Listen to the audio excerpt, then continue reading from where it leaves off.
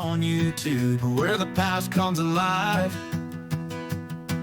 Brian's knife showcasing them vintage pocket knives.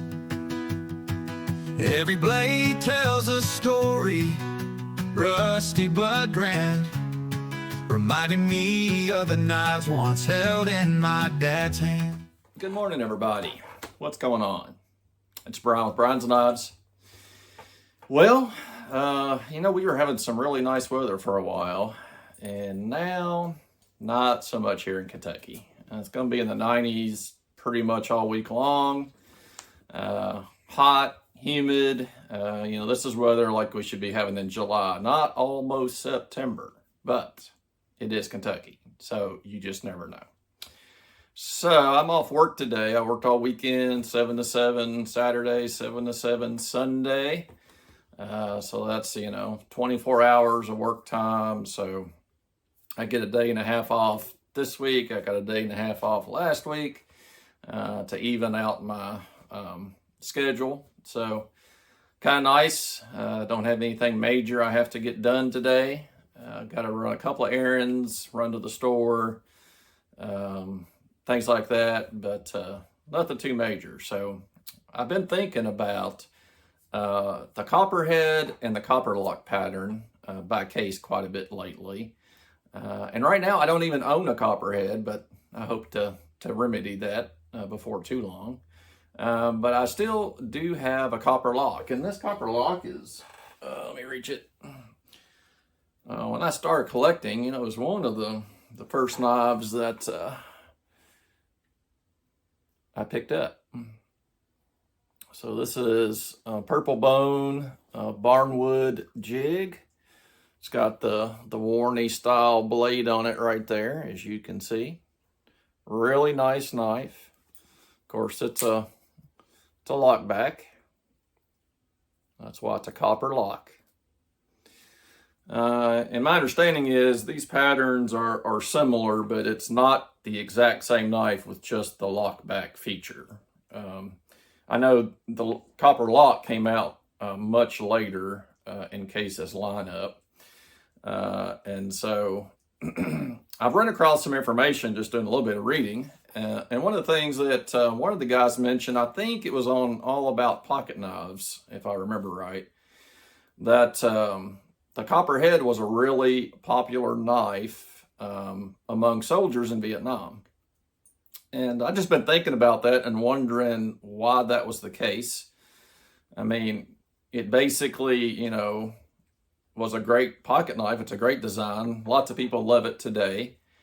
Lots of people have, multiple Copperheads, which I think is great. I'm jealous, but anyway. But I wondered, the time frame in Vietnam, why that particular knife pattern stood out when there were so many other kind of knives that a Vietnam soldier could have packed. I would have thought like the Buck 110 or 112 would have been more popular among the soldiers there in Vietnam, but maybe something I'm missing. So I don't know the answer to that. I'm hoping somebody out there does, though. So if you know, or if you've heard anyone explain why that the Copperhead was pretty popular among our soldiers, I'd love to know. Just curious about that.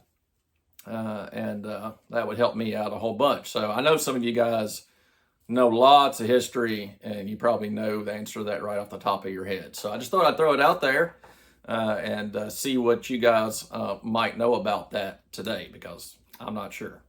So anyway, but yeah, I do love this Copperlock.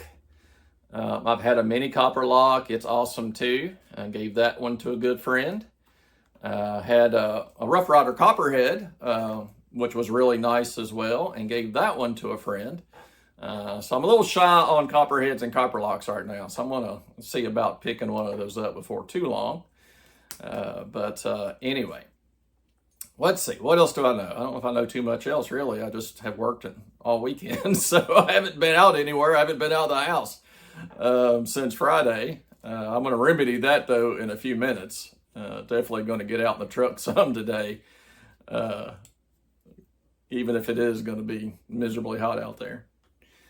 Let's see. I don't know. There's a lot of good videos out right now on all the different knife channels. Make sure you're checking those out. I learned about a BPS knife today I didn't know about. Didn't know about the brand. Cornbread over at Hunting for Hookers shared about that, a little fixed blade that he bought. I think he said on Amazon they're like $20 or so. Looks like a great knife from his review. 1066 carbon steel and a fixed blade, Scandi grind, made in Ukraine. And so I'm probably going to add that to my fixed blade collection at some point. That's a pretty good deal. Hard to go wrong with that. And it looks like it would be just about the size that I like for a fixed blade too. So that's another thing it's got going for it.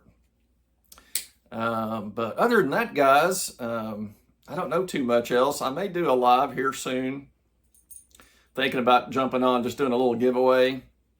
I've got a Brian's Knives t-shirt and a little bit of swag I thought about giving away on the channel. I had a couple of things left over from my trip down to Smoky Mountain Knife Works back a few months ago to meet you know, all the knife guys that were there. Ryan with RH Blade and Shade, Aaron with 865 Knives, Steve with Bladewalker. I'm leaving people out. Dwayne with Clark's Kentucky Knives. Aaron with AW Custom Designs. Maybe that was about it. If I've forgotten anybody, just overlook me, okay? My brain is still a little bit foggy from the weekend, so I hope I got everybody there. But yeah, I took some t-shirts down for that meetup and had a couple left, so I thought I might give one away. So if that sounds something you'd be interested in, leave me a comment, let me know, and we'll see what we can do. Haven't done any lives, been a little weird about it, so I don't know. We may give it a shot here, maybe the next day or two while I'm off work. All right, well, I won't keep you guys. I hope you're having a great week. I could do a pocket dump, but I'm pretty much carrying the same thing I've been carrying. I got my Longhouse case knife in my pocket. I've got the little Bear & Son Barlow that I'm carrying, just pocket dropping that for a week or so. Thanks to Noah and Ryan. They put out a little challenge about that, the Pocket Worn Challenge. I'm still doing that. Still got my GEC Viper that I'm carrying in a slip in my pocket. And my Zippo. That's about it. So, no reason to bore you with that. All right, guys, we take care. Appreciate you tuning in, and we'll see you in the next video. Stay cool out there, by the way.